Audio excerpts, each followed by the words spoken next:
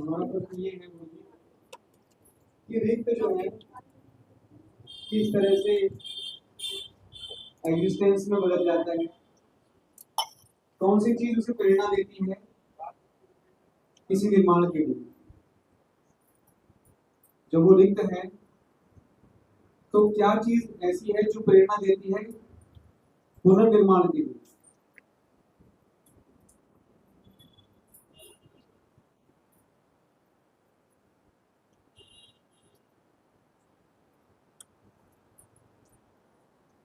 रिक्त से कैसे सृष्टि का सृजन होता है ना।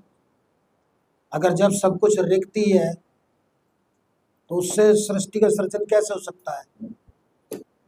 यदि सब कुछ है नहीं है तो है नहीं से है कैसे प्रकट हो सकता है।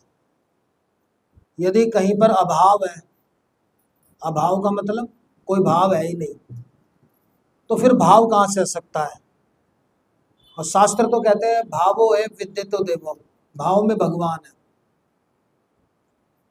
तुम सब भी भक्ति करते हो तो भाव से ही करते हो।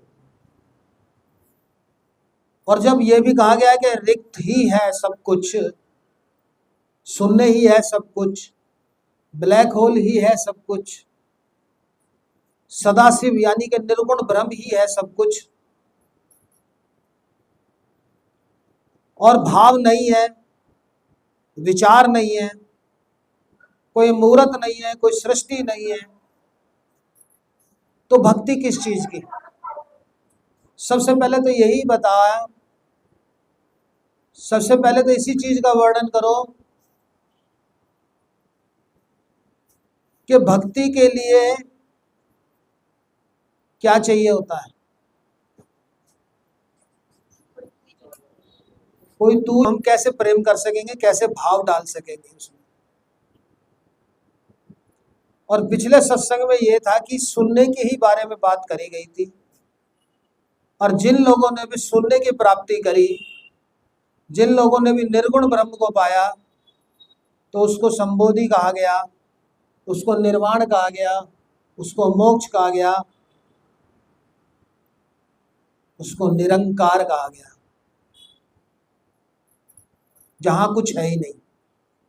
निराकार नहीं, निराकार के नाम से तो बहुत पंथ खड़े हो गए, उन्होंने तो और तुम्हारी भक्ति का नाश करा। निराकार वाले पंथ जानते हो कौन कौन से हैं। नहीं, वो तो है नहीं में आ गए, सुनने में आ गए। बुद्ध धर्म और जैन धर्म सुनने में आ गए, सुनने को मानने वाले हो गए। नागार्जुन सुनने को मानने वाले हो गए, लाओ से सुनने को मानने वाले हो गए। हाँ, वो भी कहाँ इतना रामायण और महाभारत को मानते हैं। हाँ, आर्य समाज भी हो गए, धन सतगुरु हो गए, राधा स्वामी हो गए, ये सारे के सारे मत पंथ जितने भी बने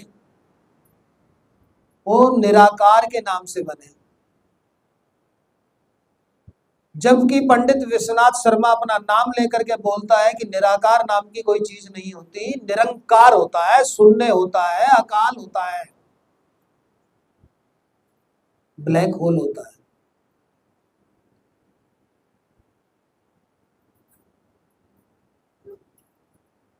क्या फर्क है फिर निरंकार और निराकार में। निरंकार मोकार मूलम तुरीयम गिरा ज्ञान गोतीत मीसम गिरीशम करालम महाकाल कालम कृपालम कालम कृपालम गुणाकार संसार स्वारम न तो निरंकार मोकार। बेशक कहीं कहीं वर्णन निराकार लिखा होता है, पर वो निराकार नहीं, निरंकार है।